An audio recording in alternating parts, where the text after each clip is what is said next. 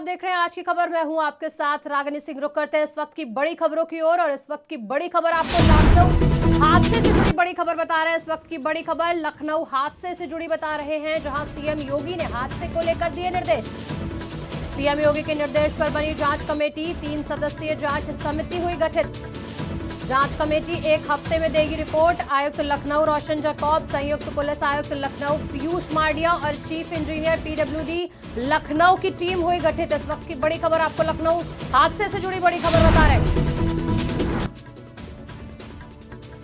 हादसे के लिए जिम्मेदार लोगों को चिन्हित कर 1 हफ्ते के भीतर ये टीम रिपोर्ट सौंपेगी। इस वक्त की बड़ी खबर आपको लखनऊ हादसे से जुड़ी बता रहे हैं, जहां हादसे को लेकर सीएम योगी ने दिए निर्देश। इस वक्त की बड़ी खबर, सीएम योगी ने जांच कमेटी बनाई। इस वक्त की बड़ी खबर आपको बताया, 3 सदस्यीय जांच समिति का गठन किया गया है। जांच कमेटी 1 हफ्ते में ये रिपोर्ट सौंपेगी सीएम योगी को। इस वक्त की बड़ी खबर आपको बता रहे हैं।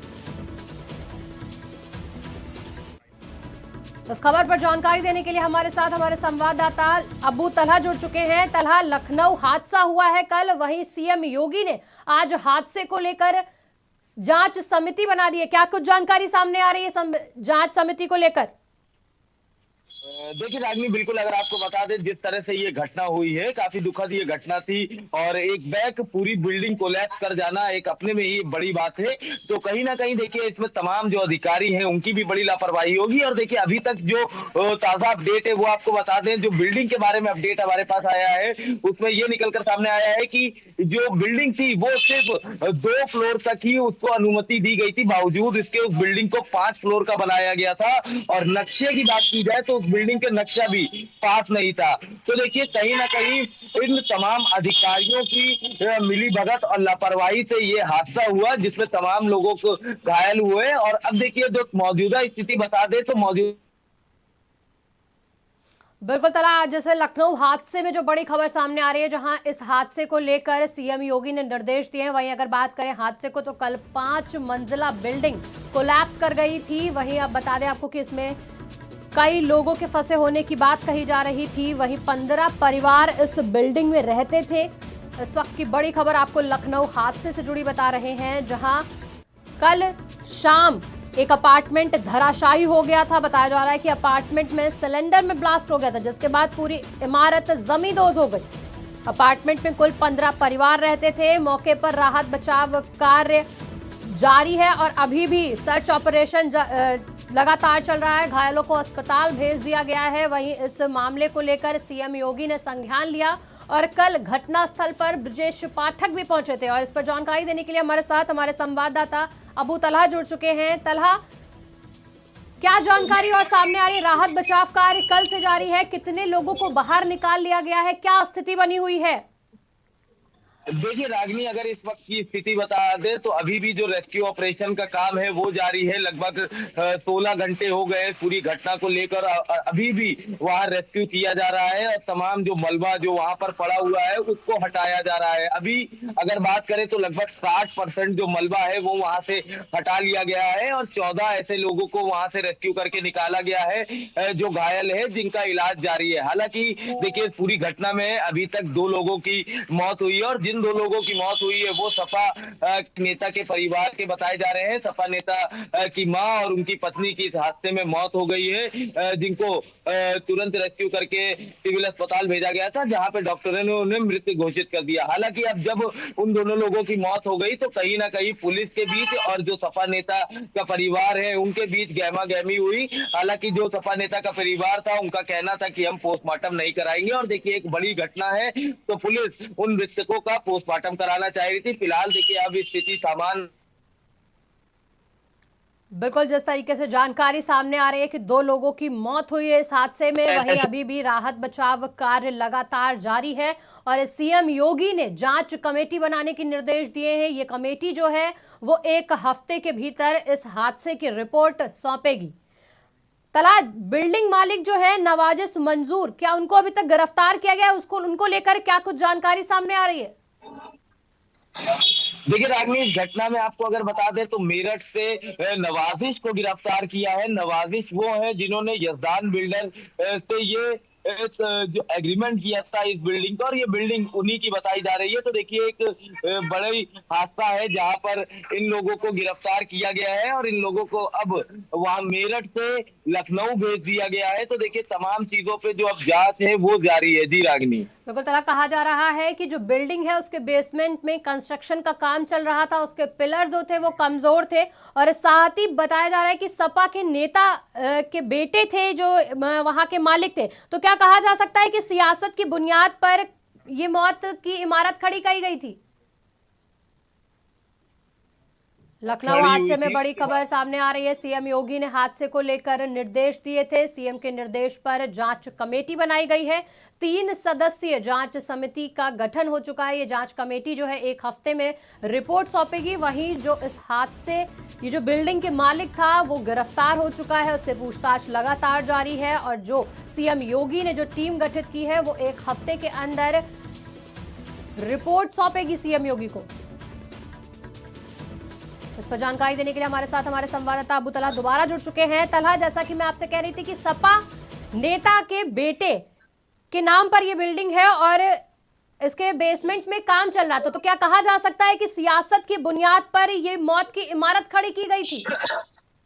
जी बिल्कुल, देखिए अभी तक की जो ऑफिशियल जानकारी है उसमें ये बताया गया है कि सपा के नेता हैं उनके बेटा जो नवाजिश है उसके नाम पर ये बिल्डिंग थी। और देखिए ये बिल्डिंग अगर आपको बता दें तो पहले इस बिल्डिंग का जो एग्रीमेंट है वो यजदान बिल्डर के तरफ से किया गया था। यजदान बिल्डर की ये बिल्डिंग हुआ करती थी। उसके बाद ये बिल्डिंग सपा नेता नवाजिश जो है सपा नेता के जो बेटे हैं नवाजिश उनके नाम पे ये एग्रीमेंट किया गया था। और यजदान बिल्डर की बात की जाए तो देखिए यजदान बिल्डर पहले से ही विवादों में घिरे हुए हैं। इनकी एक और बिल्डिंग है जिनको अभी तक धराशायी किया जा रहा है और उसको लेकर भी देखिए तमाम तरह का प्रदर्शन हुआ। तो कहीं ना कहीं यजदान बिल्डर की जो मुश्किलें हैं वो तो बढ़ती जा रही है। साथ साथ देखिए इस हादसे का अगर जिम्मेदारी की बात की जाए तो इस हादसे के तमाम लोग जिम्मेदार हैं, चाहे वो एलडीए के अधिकारी हो चाहे वो नगर निगम के अधिकारी हो। क्योंकि देखिए कोई भी बिल्डिंग बनती है तो तमाम तरह की जांच होती है। देखा जाता है कि वो बिल्डिंग की जो नक्शा है वो पास है कि नहीं, वो बिल्डिंग कितनी मंजिला बन सकती है, कितने मंजिला वो बिल्डिंग बोझ जो है पूरी बिल्डिंग का वेट जो है वो उठा सकती है। तो देखिए तमाम चीजों की जांच होती है पर किसी तरह की कोई जांच नहीं हुई और अचानक से ये पूरी बिल्डिंग एक साथ कोलैप्स कर गई जिसमें देखिए तमाम लोग घायल हुए और अभी भी कई लोग ऐसे हैं जो उस मलबे में दबे हुए हैं जिनको रेस्क्यू कर कर बाहर निकाला जा रहा है।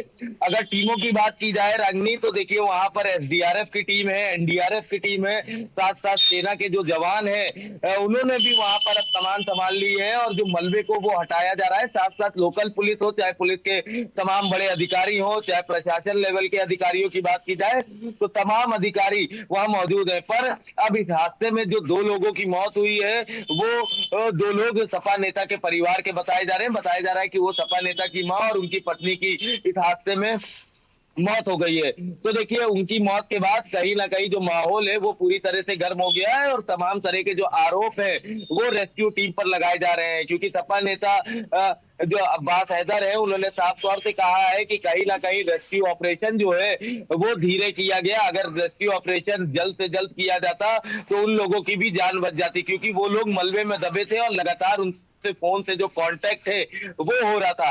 सुबह 7 बजे के बाद से उनको फोन पर जो कांटेक्ट है वो पूरी तरह से बंद हो गया था और 9 बजे लगभग 9 से 9:30 बजे उनको बाहर निकाला गया और तुरंत अस्पताल भेजा गया जहां पर डॉक्टरों ने उन्हें मृत घोषित कर दिया गया। तो देखिए कि ये बड़ी घटना है। अब इस पूरी घटना को लेकर उत्तर प्रदेश के मुख्यमंत्री योगी आदित्यनाथ ने जांच कमेटी का गठन किया है और 3 सदस्यीय टीम बनाई है जो कि इस पूरे हादसे की जांच करेगी और रिपोर्ट उत्तर प्रदेश के मुख्यमंत्री योगी आदित्यनाथ को सौंपेगी। और देखिए उत्तर प्रदेश के मुख्यमंत्री योगी आदित्यनाथ पूरी घटना की खुद मॉनिटरिंग कर रहे हैं और कल रात से ही उन्होंने तमाम मंत्रियों और चाहे जो उनके सलाहकार हो चाहे प्रमुख सचिव गृह हो उनको उन्होंने घटना स्थल पे जाने के लिए कहा था और साथ साथ जो लोग इस घटना में घायल हुए हैं उनको जल्द से जल्द इलाज और बेहतर व्यवस्था देने के लिए बात कही थी। तो देखिए अब इस पूरे मामले को लेकर देखिए सियासत तो जरूर होगी। साथ साथ अगर बड़े राजनेताओं की बात की जाए तो राजनाथ सिंह है उन्होंने भी इस घटना पर दुख जताया है और साथ साथ और भी तमाम बड़े नेता हैं जिन्होंने इस घटना पर दुख जताया। लेकिन अब जब ये तमाम चीजें पूरी हो जाएंगी, रेस्क्यू ऑपरेशन पूरा हो जाएगा तो कहीं ना कहीं अब इस घटना को लेकर भी बिल्कुल इस तरीके की जानकारी सामने आ रही है कि लखनऊ बिल्डिंग हादसे में यजदान बिल्डर की बड़ी लापरवाही सामने आई है, वहीं साथ साथ एलडीए की भी बड़ी लापरवाही सामने आ रही है, क्योंकि जिस तरीके से एलडीए से इस चीज का नक्शा बिल्कुल भी पास नहीं था, वहीं यजदान बिल्डर की भी बड़ी लापरवाही सामने आई है। और हादसे को लेकर बात करें, सीएम योगी ने तो हादसे को लेकर कड़े निर्देश दिए हैं। वहीं जांच कमेटी की टीम बना दी गई है जो कि 1 हफ्ते के भीतर इस हादसे को लेकर रिपोर्ट सौंपेगी। बढ़ते हैं अगली खबर की ओर, और बड़ी खबर दिल्ली से सामने आ रही है, जहां दिल्ली के जेएनयू में बड़ा बवाल हुआ। इस वक्त की बड़ी खबर, दिल्ली के जेएनयू में बड़ा बवाल, पीएम मोदी पर डॉक्यूमेंट्री की स्क्रीनिंग का विरोध। जेएनयू प्रशासन ने डॉक्यूमेंट्री पर लगाई थी रोक। जेएनयू छात्र संघ ने डॉक्यूमेंट्री की स्क्रीनिंग रखी थी। लेफ्ट और एबीपी के छात्रों में हुई पत्थरबाजी। इस वक्त की बड़ी खबर आपको दिल्ली से बता रहे हैं,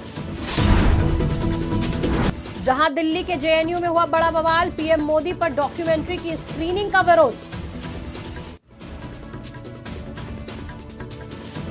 जेएनयू प्रशासन ने डॉक्यूमेंट्री पर लगाई थी रोक। जेएनयू छात्र संघ ने डॉक्यूमेंट्री की स्क्रीनिंग रखी थी, जिसको लेकर पत्थरबाजी हुई है लेफ्ट और एबीपी के छात्रों के बीच। जेएनयू में एक बार फिर बड़ा बवाल, बीबीसी की डॉक्यूमेंट्री देख रहे छात्रों पर किया गया पथराव। मौके पर पुलिस स्थित है और जेएनयू प्रशासन ने डॉक्यूमेंट्री पर लगाई रोक थी। इसके बाद जो बवाल मचा, उसके बाद वहां के छात्रों का क्या कहना है, आइए आपको सुनाते हैं। वो एक स्क्रीन को बंद करेंगे, हम 1000 स्क्रीन उनके सामने खोल के देखेंगे। वो एक व्यूअरशिप को बंद करेंगे, हम लाखों व्यूअरशिप उनको देंगे। And this is the form of protest that JNU student community will be doing it right now, right here. अगर पुलिस का दम है, अगर बीजेपी का लठबाज का दम है, वो आए यहाँ पे और स्क्रीनिंग बंद करके दिखाए। तो आप सभी से रिक्वेस्ट है, हम लोग जो क्यूआर कोड है आप में सब में बांटेंगे। This is a form of protest that we will be continuing here. And this is a request from the JNU Students Union that please do scan the QR code and we'll be starting off with the screening shortly. Thank you. BBC की documentary जिसको ban कर दिया भारत सरकार ने, वहीं JNU के छात्र संघ का कहना है कि वो इस सीरीज को देखेंगे और लोगों को दिखाएंगे भी। वहीं इस मामले में अब विवाद खड़ा होता दिख रहा है। छात्रों ने आरोप लगाया कि यूनिवर्सिटी प्रशासन ने जानबूझकर बिजली काट दी और इंटरनेट बंद कर दिया। वहीं लेफ्ट और राइट विंग में पत्थरबाजी हुई है। इसको लेकर एक बार फिर दिल्ली के जेएनयू में बड़ा बवाल होता दिख रहा है, जहां कल रात से यह बवाल चल रहा है डॉक्यूमेंट्री की स्क्रीनिंग का। जहां एक तरफ विरोध किया जा रहा है, तो वहीं जेएनयू में कहा जा रहा है कि इस डॉक्यूमेंट्री को देखने के साथ साथ औरों को भी दिखाएंगे, और उन्होंने सरकार पर भी कई निशाने साधे हैं। इस पर जानकारी देने के लिए हमारे साथ हमारे संवाददाता पंकज तिवारी जुड़ चुके हैं। पंकज, बीबीसी की जो डॉक्यूमेंट्री है जिसको भारत सरकार ने बैन कर दिया, उसको लेकर जो छात्र जेएनयू के छात्रों ने पत्थरबाजी और जानबूझकर लाइट और इंटरनेट बंद करने का आरोप लगाया, क्या कुछ जानकारी सामने आ रही है? जी रागिनी, बिल्कुल बताना चाहेंगे कि कल जेएनयू में जो प्रधानमंत्री नरेंद्र मोदी के ऊपर बीबीसी की तरफ से विवादित एक डॉक्यूमेंट्री जारी की गई है, उसको जो है कि लेकर के उसकी स्क्रीनिंग होने वाली थी। और इसमें छात्रों के दो जो गुट हैं उनमें कहीं ना कहीं पथराव हुआ है। एबीपी की बात आ रही है कि एबीपी के छात्रों ने लेफ्ट के छात्रों के ऊपर पत्थरबाजी की है। क्योंकि आपको बता दें कि जो नर्मदा अपार्टमेंट है, उस अपार्टमेंट में ये 8:30 बजे स्क्रीनिंग होने वाली थी।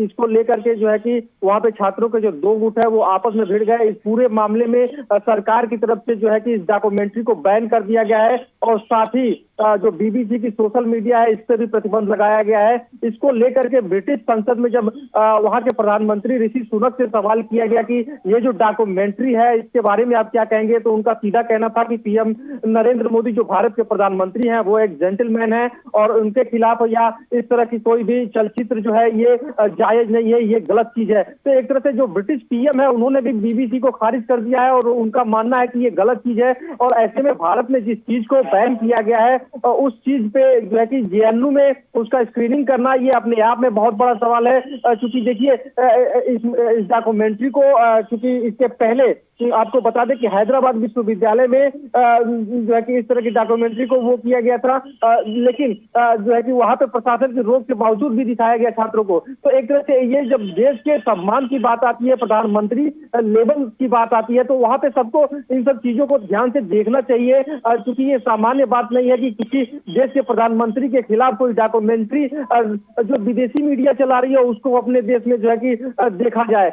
इसमें तमाम तरह के आरोप जो लगाए गए हैं वो कहीं ना कहीं अपने आप में सवालिया निशान खड़े कर रहे हैं। भारत के शीर्ष अदालत ने जिसको क्लीन चिट किसी मामले में दिया हो और उसमें एक मीडिया के थ्रू जबरदस्ती दोषारोपण किया जा रहा हो, इस तरह के आपत्तिजनक चीजों को दर्शाने की कोशिश की जा रही हो, तो उसको लेकर के सरकार चूंकि इसको बैन कर चुकी है, उसके बाद भी अगर जो जेएनयू में इस तरह की गतिविधि हो रही है तो कहीं ना कहीं जेएनयू प्रशासन भी इसके लिए जिम्मेदार है।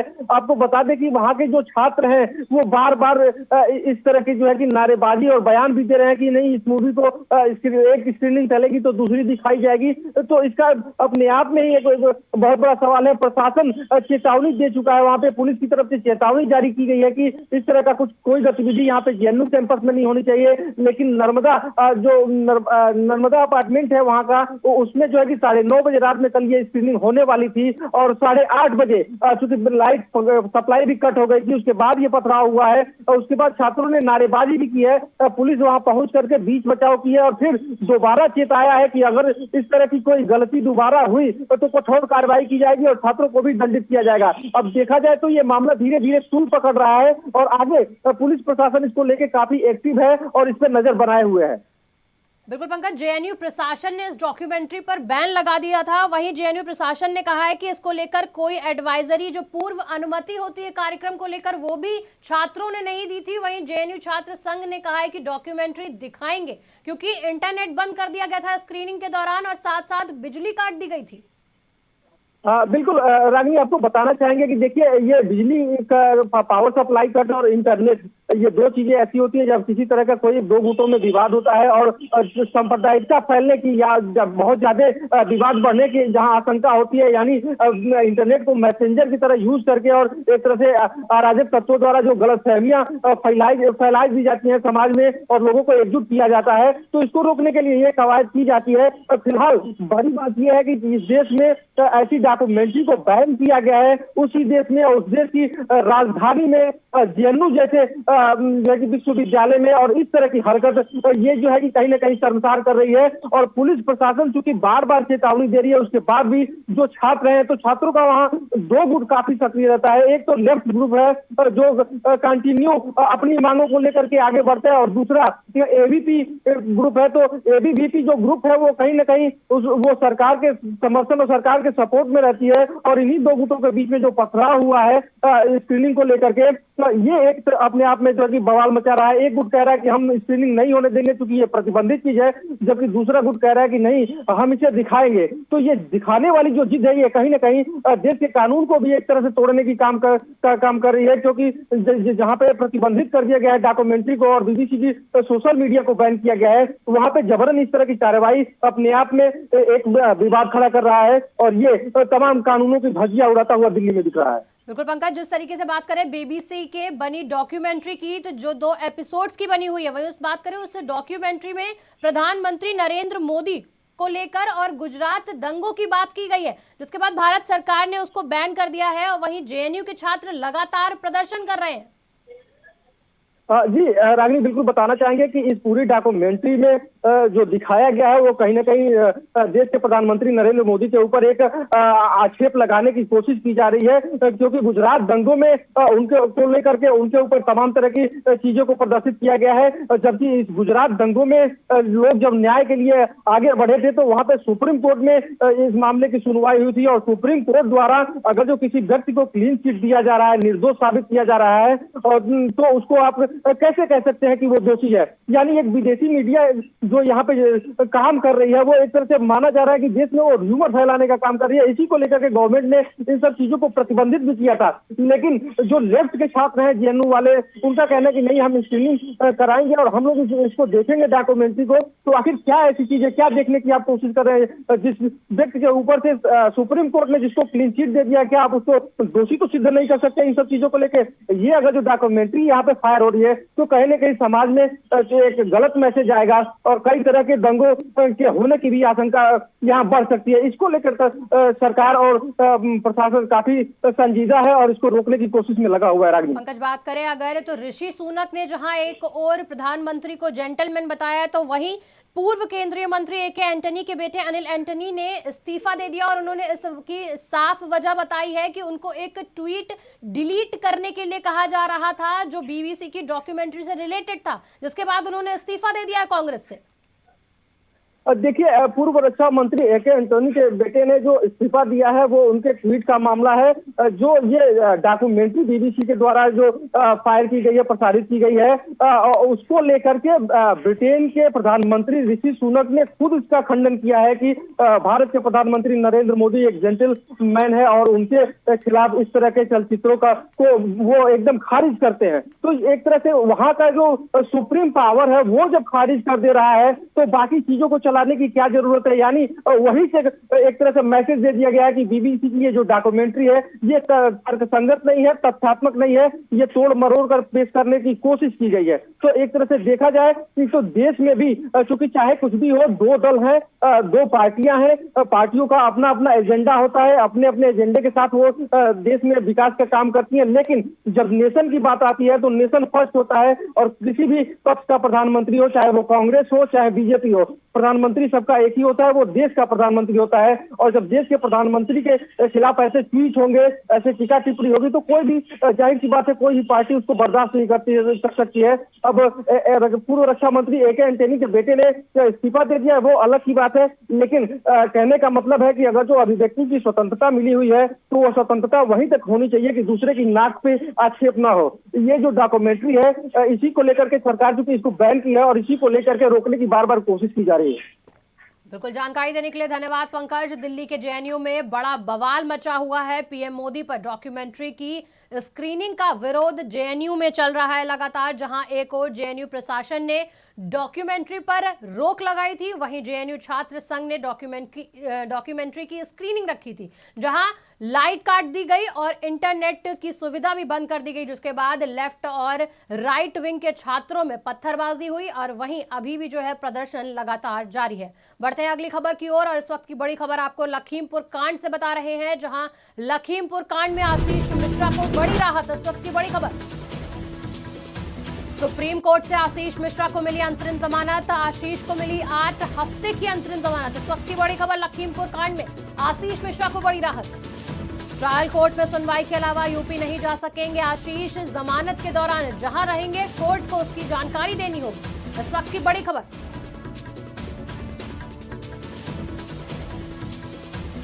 लखीमपुर हिंसा में हुए आशीष मिश्रा को आज बड़ी राहत मिल गई है। सुप्रीम कोर्ट से आशीष मिश्रा को अंतरिम जमानत मिली है। यह अंतरिम जमानत 8 हफ्ते की मिली है, जहां ट्रायल कोर्ट में सुनवाई के अलावा आशीष यूपी नहीं जा सकेंगे। इस वक्त की बड़ी खबर, इस खबर पर ज्यादा जानकारी देने के लिए हमारे साथ हमारे संवाददाता परमानंद पांडे जुड़ चुके हैं। परमानंद, लखीमपुर केस में आशीष मिश्रा को सुप्रीम कोर्ट से बड़ी राहत मिली है, जहां उनको अंतरिम जमानत मिल चुकी है। क्या कुछ जानकारी सामने आ रही है? बताना चाहूंगा रागिनी की आशीष मिश्रा को सुप्रीम कोर्ट ने सशर्त जमानत 7-8 हफ्ते की दी है, जिसमें आशीष मिश्रा को लेकर अदालत ने ये कहा है कि दरअसल जब तक ये ट्रायल चलता रहेगा तब तक आशीष मिश्रा को दिल्ली एनसीआर और उत्तर प्रदेश से बाहर रहना होगा।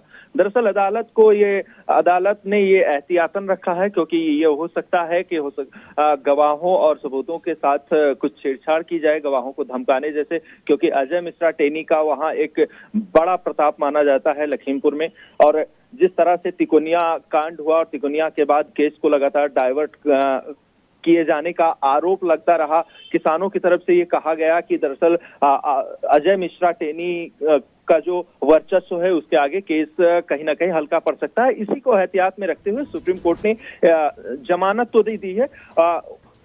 उनके वकील मुकुल रोहतगी की तरफ से दरअसल अदालत में ये अपील की गई थी कि अभी जिस तरह से ट्रायल चल रहा है उसको लेकर 7 से 8 साल अभी लग सकते हैं, और इसी पीरियड को ध्यान में रखते हुए कि पिछले 1 साल से आशीष मिश्रा जेल में बंद है, तो अभी 7-8 साल और ट्रायल चलता रहेगा और तब तक जेल में नहीं रखा जाता। इस आधार पर सुप्रीम कोर्ट ने आशीष मिश्रा टेनी को जमानत दे दी है, लेकिन उसमें ये कई सारी शर्तें रखी हैं कि दरअसल दिल्ली और उत्तर प्रदेश से आशीष मिश्रा को बाहर रहना होगा। बस वो तभी आ सकते हैं जब ट्रायल या अदालत की कोई डेट पड़े, तब वो आकर अपनी पेशी करें और पेशी करके फिर वो प्रदेश से बाहर निकल जाए। इसको लेकर बता दें कि इस केस में, आशीष मिश्रा के केस में, इससे पहले जब हाईकोर्ट ने जमानत दे दी थी तो सुप्रीम कोर्ट ने ही जमानत याचिका पर जमानत पर रोक लगाई थी और कहा था कि दरअसल दूसरे पक्ष को जब तक पूरी तरह से सुन ना लिया जाए तब तक ये जमानत ना दी जाए। और अब जब दोनों पक्षों की दलीलें सुनी जा चुकी हैं और अब इसका ट्रायल शुरू हुआ है, तो ट्रायल शुरू होने के बाद अब सुप्रीम कोर्ट ने खुद इनको आशीष मिश्रा को जमानत दे दी है। रागिनी, बिल्कुल परमानंद, अगर बात करें सुप्रीम कोर्ट ने आशीष मिश्रा को अंतरिम जमानत तो दे दी है, लेकिन जिस तरीके से कई शर्तें रखी गई हैं, वही बात करें अगर मामले से जुड़े उन्होंने गवाहों को प्रभावित करने या फिर ट्रायल में देरी करने की कोशिश की, तो कोर्ट ने यह भी कहा है कि उनकी जमानत रद्द कर देंगे। देखिए रागिनी, ये तो एक न्याय व्यवस्था होती है, ये अदालत का एक बहुत पुराना नियम है कि जब भी अदालत जमानत देती है तो उसमें कई सारी शर्तें रखती हैं ताकि केस में किसी तरह की डिस्टर्बेंस ना हो। अब जिस तरह से अदालत या किसानों की तरफ से ये आरोप लगाते गए कि अजय मिश्रा टेनी का और आशीष मिश्रा का दरअसल उस क्षेत्र में, तिकोनिया क्षेत्र में अच्छी खासी पकड़ है और एक अच्छा खासा रसूख है, फिर वो केंद्रीय राज्य मंत्री भी हैं, तो ऐसे में कहीं गवाहों के साथ कुछ छेड़छाड़ ना की जाए, साक्ष्यों के साथ छेड़छाड़ न की जाए, या फिर अपने साक्ष्य के बलबूते जब अदालत ट्रायल कर रही हो और पेशी पड़े तो 1-2 पेशी पे वो ना आए, कोर्ट में ना पेश हो, तो ऐसी स्थिति में उनकी जमानत को रद्द किया जा सकता है। वरना सुप्रीम कोर्ट ने जमानत दी है तो अब आशीष मिश्रा ट्रायल तक बाहर रहेंगे। जब दोष सिद्ध होगा इसके बाद ही अब उनको जेल जाना होगा। और इन्हीं चीजों को ध्यान में रखते हुए अदालत जब भी किसी भी मामले में जब वो जमानत देती है तो ऐसी सारी शर्तें रखती है। कई मामलों में ऐसा होता है कि अगर आप राज्य से बाहर हैं, अपने घर पर हैं, तो आपको सप्ताह में या 10 दिन में अपने नजदीकी थाने पर जाकर पुलिस में रिपोर्ट करना होगा अपनी मौजूदगी। इस केस में भी आशीष मिश्रा के लिए कहा गया है कि आप जहां भी रहेंगे आप अपना लोकेशन अदालत को आपको बताना होगा कि आप किस जगह पर रह रहे हैं, ताकि केस से जुड़े कोई भी डिस्टरबेंस ना आए। ऐसी स्थिति में आशीष मिश्रा टेनी के लिए कई सारी शर्तें रखी गई हैं और इन्हीं शर्तों के साथ अदालत ने उनको जमानत भी दी है। बिल्कुल, जानकारी देने के लिए धन्यवाद परमानंद। लखीमपुर कांड से बड़ी आपको खबर बता रहे थे, जहां आशीष मिश्रा को आज सुप्रीम कोर्ट से बड़ी राहत मिल चुकी है। सुप्रीम कोर्ट ने आशीष मिश्रा को 8 हफ्ते की अंतरिम जमानत दे दी है, जिसमें सुप्रीम कोर्ट ने कहा है कि ट्रायल कोर्ट में सुनवाई के अलावा वो यूपी नहीं जा सकेंगे। बढ़ते हैं अगली खबर की ओर, जहां आज परमाणु हमले को लेकर बड़ी खबर सामने आ रही है। इस वक्त की बड़ी खबर आपको बता रहे हैं, परमाणु हमले को लेकर बड़ी खबर। भारत पर पाकिस्तान करने वाला था परमाणु हमला, इस वक्त की बड़ी खबर। विदेश मंत्री माइक पोम्पियो का बड़ा दावा, अमेरिका के पूर्व विदेश मंत्री माइक पोम्पियो का बड़ा दावा, भारत पर पाकिस्तान करने वाला था परमाणु हमला। अमेरिका के पूर्व विदेश मंत्री माइक पोम्पियो ने बड़ा दावा किया है। उन्होंने कहा है कि भारत पर पाकिस्तान परमाणु हमला करने वाला था और ये बात बालाकोट सर्जिकल स्ट्राइक के बाद जो है पाकिस्तान ये हमला करने वाला था। पोम्पियो का दावा है कि सुषमा स्वराज ने उन्हें ये बात खुद बताई थी। सुषमा ने कहा था कि भारत भी कर रहा है अपनी तैयारी सर्जिकल स्ट्राइक को लेकर। वहीं साल 2019 में बालाकोट सर्जिकल स्ट्राइक से बौखला गया था पाकिस्तान, जिसके बाद न्यूक्लियर अटैक की तैयारी कर रहा था। इस वक्त की बड़ी खबर आपको बता रहे हैं, जहां बालाकोट स्ट्राइक के बाद भारत पर न्यूक्लियर अटैक की तैयारी में था पाकिस्तान। इस बात का दावा किया है अमेरिका के पूर्व विदेश मंत्री माइक पोम्पियो ने। इस वक्त की बड़ी खबर आपको बता रहे हैं, भारत पर पाकिस्तान करने वाला था परमाणु हमला। इस पर जानकारी देने के लिए हमारे साथ वरिष्ठ पत्रकार दिवाकर मिश्रा जुड़ चुके हैं। दिवाकर जी, अमेरिका के पूर्व विदेश मंत्री माइक पोम्पियो ने जो ये दावा किया है वो कितना सही?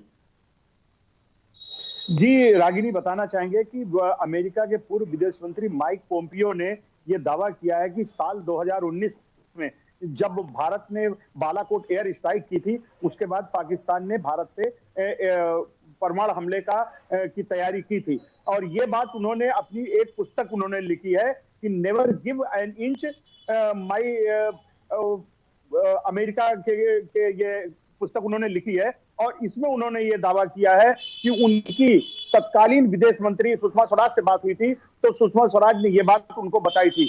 दरअसल ये सारा मामला उस समय का है जब 14 फरवरी को भारत के जम्मू में के पुलवामा में एक आतंकी हमला हुआ था, जिसमें हमारे सीआरपीएफ के 40 जवान शहीद हो गए थे। जिसके बाद पूरे देश में बहुत ही रोष था और पूरा देश चाहता था कि ये भारत कुछ बदले की कार्रवाई करे। उसी को लेकर के 26 फरवरी को भारत ने पाक अधिकृत कश्मीर यानी पीओके में जो जैसे मोहम्मद के आतंकी संगठन है उसके ठिकानों पर बम बरसाए थे, एयर स्ट्राइक की थी, जिसमें 300 आतंकवादियों के मारे जाने की खबर दी गई थी। और ये हमला इसी पुलवामा अटैक के बदला लेने के लिए किया गया था।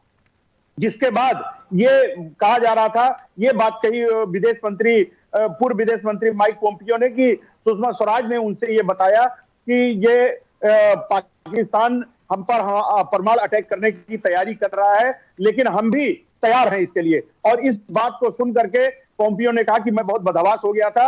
और वो दरअसल में उस समय वियतनाम के हनोई में थे, जहां पे अमेरिका उत्तर कोरिया परमाणु हथियार को लेकर के एक मीटिंग चल रही थी, वो वार्ता चल रही थी। उसी दौरान उनको ये 26-27 फरवरी की बात है, 28-29 फरवरी की बात है। उसके बाद उन्हें ये जानकारी मिली थी और उसके बाद उन्होंने कहा कि मैं बहुत ही सख्ते में आ गया था कि ये दोनों मुल्क अगर परमाणु हमले में उतर गए तो क्या होगा। और इसके बाद उन्होंने तत्कालीन जो पाकिस्तान सेना के प्रमुख थे कमर जावेद बाजवा, उन्होंने उनसे बात की और उन्होंने कहा कि ऐसी जानकारी हमें मिली है। तो कमर जावेद बाजवा ने इस बात को पूरी तरह से खारिज किया था कि पाकिस्तान इस तरह की कोई तैयारी नहीं कर रहा है। यही बात उन्होंने अपनी पुस्तक में लिखी है। जी रागिनी। बिल्कुल दिवाकर जी, जैसा कि अमेरिका के पूर्व विदेश मंत्री माइक पोम्पियो ने अपनी किताब में बालाकोट में हुई सर्जिकल स्ट्राइक की भी पूरी बात कही है। जी बिल्कुल, उन्होंने लिखा है अपनी पुस्तक में माइक पोम्पियो ने कि बालाकोट में जो एयर स्ट्राइक हुई थी, आपको भी याद होगा कि 26 फरवरी को भारत ने एयर स्ट्राइक की थी, क्योंकि पुलवामा अटैक जो ऐसा हुआ था जिसमें हमारे 40 सीआरपीएफ के जवान शहीद हो गए थे और पूरा देश बहुत गुस्से में था। इसलिए भारत ने इसकी प्रत्युत्तर में कार्रवाई की थी और पीओके में जो जैसे मोहम्मद के हैंडलर थे, जिन्होंने इस घटना को अंजाम दिया था, जिन्होंने इस आतंकी हमले को अंजाम दिया था, उनके खिलाफ ये बालाकोट एयर स्ट्राइक थी। पाकिस्तान ने भी उसका प्रत्युत्तर दिया और हमारे आपको याद होगा कि एक पायलट को पकड़ लिया था, हालांकि अभिनंदन को पकड़ लिया था, जिसे बाद में फिर उन्हें छोड़ना पड़ा था। तो ये सब बातें हुई थी और उसी के बाद की ये बात है कि उस समय विदेश मंत्री सुषमा स्वराज थी और उन्होंने माइक पोम्पियो से ये बात बताई थी कि 28-29 फरवरी को जब वो वियतनाम में थे। और इसी बात का जिक्र उन्होंने अपनी पुस्तक में किया है माइक पोम्पियो ने। जी रागिनी। बिल्कुल, जानकारी देने के लिए धन्यवाद दिवाकर जी। इस वक्त की बड़ी खबर जो आपको बता रहे थे, जहां परमाणु हमले की तैयारी कर रहा था पाकिस्तान भारत पर, पाकिस्तान परमाणु हमला करने वाला था बालाकोट सर्जिकल स्ट्राइक के बाद। और ये बात अमेरिका के पूर्व विदेश मंत्री माइक पोम्पियो ने अपनी किताब में लिखकर यह दावा किया है कि पाकिस्तान भारत पर हमला करने वाला था, परमाणु हमला बालाकोट सर्जिकल स्ट्राइक के बाद करने वाला था। और इस बात की जानकारी जो है सुषमा स्वराज ने उन्हें खुद दी थी। वहीं सुषमा ने यह भी कहा था कि भारत भी अपनी तैयारी कर रहा है। बढ़ते हैं अगली खबर की ओर और इस वक्त की बड़ी खबर आपको कन्नौज से बता रहे हैं, जहां कन्नौज में हुआ बड़ा हादसा। इत्र कारखाने में अचानक फटा बॉयलर, मालिक के बेटे समेत कई कर्मचारी हुए घायल। कन्नौज से इस वक्त की बड़ी खबर। कन्नौज में हुआ बड़ा हादसा, इत्र कारखाने में अचानक फटा बॉयलर, मालिक के बेटे समेत कई कर्मचारी झुलसे। अखिलेश यादव के करीबी है पूर्व चेयरमैन। आपको बता दें कि कन्नौज में देर रात ये बड़ा हादसा हुआ है, जहां एक इत्र कारखाने में अचानक बॉयलर फट गया, जिसकी चपेट में आने से इत्र कारखाने के मालिक के बेटे समेत कई कर्मचारी घायल हो चुके हैं। इनमें से कई कर्मचारियों की मौत भी हुई है। कन्नौज में पूर्व चेयरमैन हाजी रहीश के इत्र कारखाने में यह हादसा हुआ, जहां अचानक बॉयलर फट गया। इस पर जानकारी देने के लिए हमारे साथ हमारे संवाददाता अबू तलहा जुड़ चुके हैं। तलहा, कन्नौज में कल रात बड़ा हादसा हुआ, जहां कई लोग जो कर्मचारी हैं वो झुलस गए हैं और कई लोगों की मौत हो गई है। क्या कुछ जानकारी सामने आ रही है? देखिए रागनी, बिल्कुल आपको बता दें तो एक ये बड़ा हादसा है जहां पर कन्नौज में देखिए स्टीम बॉयलर होता है वो फट गया और ये फैक्ट्री इत्र कारोबारी की बताई जा रही है। और देखिए उस वक्त ये हादसा हुआ, देर रात का ये हादसा है जिस वक्त इस स्टीम बॉयलर स्टीम के पास 4 लोग मौजूद थे। हालांकि जो चेयरमैन है उनका बेटा भी इस घटना में घायल हुआ और मजदूर की मौत हो गई है। फिलहाल जो 3 लोग घायल हैं उनका इलाज चल रहा है और जो चेयरमैन बेटा है जिसका ये पूरा कारखाना था उनको लखनऊ रेफर कर दिया गया। उनकी भी स्थिति गंभीर बनी हुई है और पूरे हादसे की देखिए अब जांच की जा रही है। जांच के बाद देखिए वजह से ये बिल्कुल, जानकारी देने के लिए धन्यवाद तलहा। कन्नौज से इस वक्त की बड़ी खबर आपको बता रहे थे, जहां कन्नौज में कल रात बड़ा हादसा हो गया। इस कारखाने में अचानक एक बॉयलर फट गया जिससे कई कर्मचारी झुलस गए और वहीं कई लोगों की मौत की खबरें भी सामने आई हैं। पूर्व चेयरमैन का बेटा समेत 5 कर्मचारी झुलस गए। वहीं अस्पताल ले जाते समय कई कर्मचारियों ने दम भी तोड़ दिया। फिलहाल इस बुलेटिन में इतना ही। देश दुनिया की तमाम बड़ी खबरों के लिए देखते रहिए आज की खबर।